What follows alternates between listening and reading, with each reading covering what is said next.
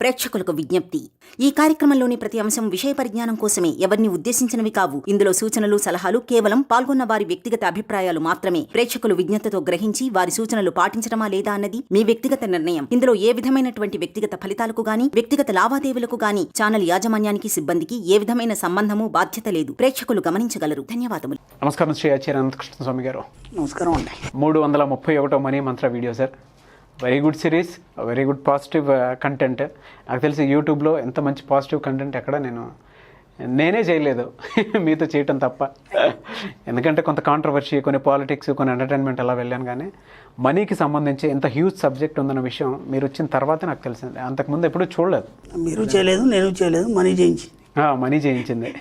Money ఏదైనా చేస్తుంది, money చేయించింది. లేదండి, అంటే ఒక దాంతోపాటు డబ్బుతో పాటు కూడా మనిషి యాటిట్యూడ్ చాలా ఇంపార్టెంట్, క్యారెక్టర్ చాలా ఇంపార్టెంట్. ఒక మనిషి క్యారెక్టర్ని కూడా చాలా వరకు మార్చగలిగాను ద్వారా మార్చుకున్నారు కూడా. అది చాలా సంతోషం, చాలా మంచిది. అంటే ఫస్ట్ ఆఫ్ ఆల్ ఏంటంటే ఒక మామూలు వాళ్ళు కూడా, చదువు రాని వాళ్ళు కూడా థ్యాంక్స్ చెప్పడం మొదలు పెట్టారు. అదే కదా, బాగా నచ్చింది. అది ఎక్కడ పోయినా సార్ థ్యాంక్ యూ అండి, థ్యాంక్ యూ. అది ఆశ్చర్యపోయానే. మొన్న అనుకోకుండా ఒక బెగ్గర్ కనిపించాడు. ఇక ఇంకో దారి లేదు ఇక. అసలు మేము ఆశ్చర్యపోయాం. ఎలా ఉన్నా అంటే అసలు ఏమి రాదు, అంతా పిచ్చి పిచ్చిగా ఉన్నాడు. అనుకోకుండా మా వాళ్ళు తీసి ఇచ్చారు. ఎంత థ్యాంక్ యూ సార్, అంత ప్లెజెంట్గా. మేమే షాక్ అయిపోయినాం. అంత చక్కగా ఇంగ్లీష్లో thank you sir, thank you very much sir అని చెప్తే వెళ్ళిపోయాడు. మరి అది ఎక్కడి నుంచి వెళ్ళబడింది అర్థం కాదు. మరి గ్రేట్. కానీ నేను క్లాస్కి వచ్చినప్పుడు, స్పెషల్ క్లాస్కి వచ్చినప్పుడు కూడా వాళ్ళు చెప్తున్నటువంటి ఫీడ్బ్యాక్ వింటూ ఉంటే నాకు ఎనర్జీ వచ్చింది. అండ్ అంతే బ్లెస్సింగ్స్ దొరికాయేమన్న విధంగా వచ్చింది నాకు. రాదు సార్, ఎవరికి పడితే వాళ్ళకి అంత పాజిటివ్ యాటిట్యూడ్. మన సబ్జెక్ట్లో ఆశీర్వదించడం అనేది కూడా ఒకటి ఉంది. మన సబ్జెక్ట్లో ఆశీర్వదించడం అనేది, మనం పంటను ఆశీర్వదించాలని చెప్పుకున్నాం. మనం రైతులు పంటను ఆశీర్వదించాలి. ఇవాళ నాకు ఎన్ని మెసేజ్లు వస్తున్నాయి, ఎన్ని కాల్స్ వస్తున్నాయి. ఇంతకుముందు పరిస్థితి వేరండి, ఇప్పుడు వేరు. అసలు దీంట్లో ఇంత అద్భుతం ఉన్నాను. ఆశీర్వదించడంలో ఒక రకమైనటువంటి మనసుని తేలికైపోతుంది. కాబట్టి క్షమించడం, ఆశీర్వదించడం ఇవన్నీ మన సబ్జెక్ట్లో బాగాలే. కేవలం డబ్బు పేరు చెప్తూ ఇవన్నీ చెప్తున్నాం మనం. కానీ మన డబ్బు కాదు కాన్సెప్ట్. ఆ డబ్బు రావడానికి ఇవన్నీ కావాలి. ఇవన్నీ లేకుంటే డబ్బు రాదు. మనం ఏమనుకున్నాం, ఏదో ఊహించేస్తే వస్తుంది. ఎలా వస్తుంది ఊహించేస్తే? దాన్ని రిసీవ్ చేసుకోవాలంటే ముందు నువ్వు క్లీన్ కావాలి. క్లీన్ అయితే వస్తుంది. క్లీన్ కావాలంటే ఇవన్నీ కావాలి. Great sir, thank you. 331 money Mantra video, ఎందులో ఏం చెప్తున్నారు? డబ్బు విషయంలో మనకి ఇంకా చాలా కన్ఫ్యూజన్ ఉందండి. ఓకే, చాలా చాలా కన్ఫ్యూజన్. అంటే ఇక్కడ కన్ఫ్యూజన్ అంటే దేనికి కన్ఫ్యూజన్ ఉందంటే, దేవుడు పూజలు సబ్జెక్ట్, దేవుడు పూజలు సబ్జెక్ట్. ఈ విషయంలో ఇంకా చాలామంది క్లారిటీ రావట్లేదు. వాళ్ళు ఎలా ఉంటారంటే, సబ్జెక్ట్ అంతా ఓకే, పాపం నేను దాని విషయంలో నేను వాళ్ళు తప్పట్టట్లేదు. బాగా చేస్తున్నారు, సబ్జెక్ట్ అంతా బాగా వింటున్నారు, బాగా చేస్తున్నారు, బాగా ప్రాక్టీస్ చేస్తున్నారు, అన్నీ ఓకే. తర్వాత మళ్ళీ ఒక పండుగ వచ్చింది, ఓకే, లేదంటే ఏదో జాతర వచ్చింది, లేదంటే వాళ్ళ ఊరిలో ఏదో కార్యక్రమాలు ఉన్నాయి. వీటికి వచ్చేసరికి మళ్ళీ భయపడుతున్నారు, కన్ఫ్యూజ్ అవుతున్నారు. అంటే వెళ్ళాలా వద్దా, చేయాలా వద్దా? ఇవన్నీ నేను ఎన్నోసార్లు చెప్పాను. భగవంతుడు లేకపోతే దేవుడు ఒక అనంతమైన శక్తి ఏదైతుందో అది ఒక కాస్మిక్ ఎనర్జీ అని చెప్పాను. అంటే అదొక విశ్వశక్తే. దాని విధి విధానం వేరు. ప్రతిదానికి ఒక విధి విధానం ఉంటుంది. ఇప్పుడు ఒక సైన్స్లో ఒక ప్రయోగం చేసి ఒక కొత్త మిషన్ని కనుగొన్నారు. అది కూడా ఒక కాస్మిక్ ఎనర్జీ, ఒక ఎనర్జీ. ప్రతి దాంట్లో ఒక ఎనర్జీ ఉంటుంది కదా, దాని విధి విధానం వేరు. అలాగే దేవుడు ప్రక్రియలు అనే విధి విధానాలు వేరు. ఇక్కడ నేను ఎన్నోసార్లు చెప్పాను, మీరు గుడికి పోవద్దని అనలేదు, దేవుని మొక్కద్దని లేదు, దేవుడు లేదని లేదు. మీరు గుడికి వెళ్ళండి బ్రహ్మాండంగా, వెళ్ళేసి అక్కడ ఉన్నటువంటి కాస్మిక్ ఎనర్జీని మీరు తీసుకోండి. ఇది చెప్పాను నేను గతంలో. ఓకే, మొక్కుబడుల విషయానికి వచ్చేస్తే, మీ పూర్వీకుల నమ్మకాలని మీరు ఎక్కడ కూడా కించపరచకుండా, అంటే వాళ్ళని బాధ పెట్టకుండా. అంటే ఇప్పుడు మీకు నాలెడ్జ్ ఉంది, మీ నాన్నగారు కానీ, మీ అమ్మగారికి కానీ, మీ తాతయ్య కానీ వీళ్ళకి ఆ నాలెడ్జ్ లేదు కదా. లేనప్పుడు వాళ్ళు అదే పద్ధతిలో ఇక్కడ నెట్టుకొచ్చారు. వాళ్ళకి అదే నమ్మకం. వాళ్ళ ఊర్లో ఒక అమ్మవారో ఏదో, లేకపోతే ఏదో పండగనో, లేకపోతే ఏమైనా ఆచారాలు, మొక్కుబడులు లేవు, అవన్నీ అలాగే ఉన్నాయి. వాళ్ళు అలాగే ఇక్కడ దాకా నెట్టుకొచ్చారు. వాళ్ళ మనోభావాన్ని దెబ్బతీయకండి.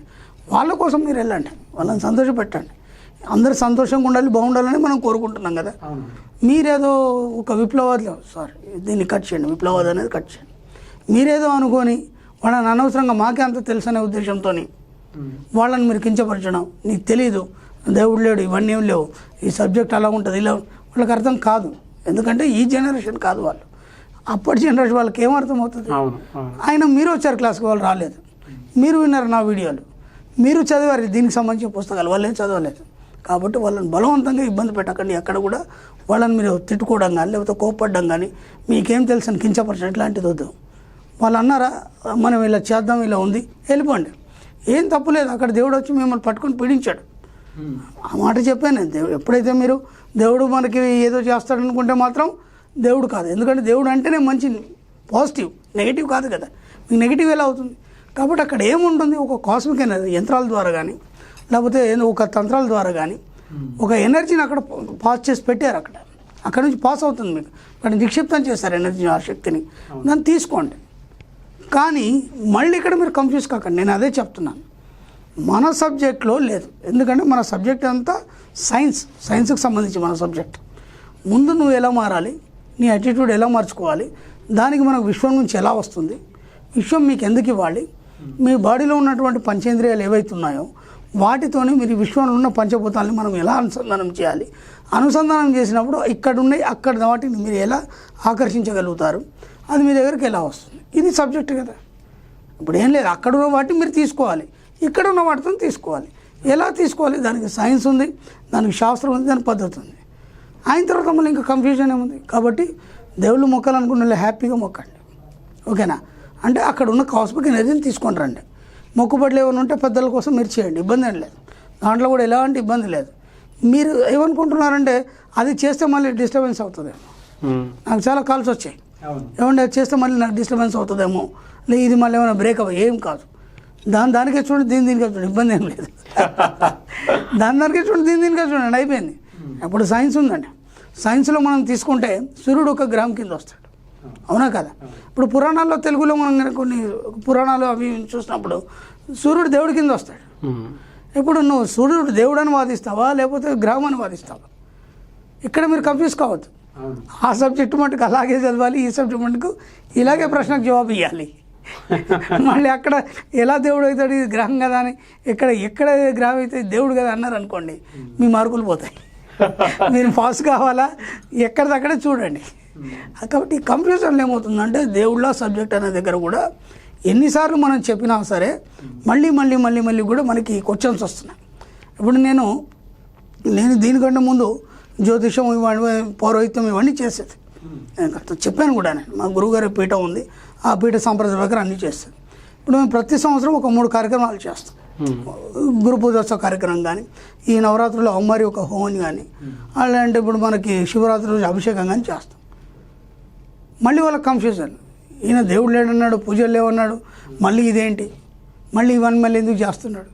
అది నా సాంప్రదాయం, నా గురు సాంప్రదాయం, నా పీఠ సాంప్రదాయం. అది దానికి దీనికి సంబంధం లేదు. ఎందుకంటే నేను ఒక సంస్కృతిలో నేను ఈ జీవనాన్ని కొనసాగిస్తున్నాను, ఒక సంస్కృతిలో నేను జన్మ తీసుకున్నాను, ఒక గురు సంప్రదాయం అనేది ఉంది. ఆ సంస్కృతిని నేను కాపాడుకోవాలి కదా. నా తల్లిని, నా సంస్కృతిని నేను కాపాడుకోవాలి కదా.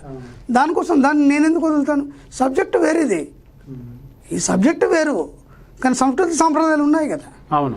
కాబట్టి నాకు కొన్ని ఉన్నాయి రూల్స్ రెగ్యులేషన్స్, నా పీఠ సంప్రదాయాలు, నా గురు సంప్రదాయాలు, దాని ప్రకారం నేను చేసుకుంటాను. అంతే తప్ప ఇదెందుకు చేశాడు, అదెందుకు చేశాడు, మళ్ళీ ఇలా చెప్తున్నాడు. మంచి మంచి మేధావులు కూడా మళ్ళీ క్వశ్చన్ చేసి, సార్ మీరు అక్కడ దేవుడు లేదన్నారు కదా, మళ్ళీ మీ ఇదేంటి. నేను అది కూడా క్లారిటీ ఇచ్చాను గతంలో.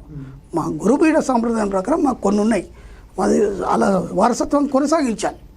కాబట్టి ఎక్కడ కూడా మీరు దేవుళ్ళు సబ్జెక్టుని ఒక దగ్గర కలపకండి. దేవుళ్ళని మీరు వెళ్ళండి, అక్కడ ఉన్న కాస్మిక్ ఎనర్జీని తెచ్చుకోండి. ప్రతి దగ్గర కూడా విశ్వశక్తి నిక్షిప్తమై ఉంది. కాబట్టి ఆ విశ్వశక్తిని పొందడానికి ప్రయత్నం చేయండి. ఎందుకంటే మీకున్న శక్తి సరిపోయినప్పుడు అక్కడ ఉన్న పవర్ని మీరు తీసుకోవడానికి తప్పులేదు కదా. కానీ దాన్ని మూఢంగా నమ్మి అదే నిజం అనుకుని మళ్ళీ మీరు ఆధారపడకండి. ఎందుకంటే మీరే దేవుడు, మీరే ఆత్మస్వరూపం అని చెప్పాను. అక్కడ ఆ రూపంలో వాళ్ళు దాన్ని కొలుచుకొని ఒక శక్తిని ఆపాదించారు. ఇప్పుడు అందరే మన సబ్జెక్ట్లో మనం ఏదంటే అది అవుతుందా లేదా, అలాగే అందరూ ఏమంటున్నారు, అక్కడ పోతే నీ పని అవుతుంది, అక్కడ ఏముంది, ఒక రాయి ఉంది అనుకుందా, లేకపోతే విగ్రహం అనుకుందా, ఇంకేదైనా కావచ్చు. రాళ్ళకు కూడా పూజ చేస్తాం కదా మనం.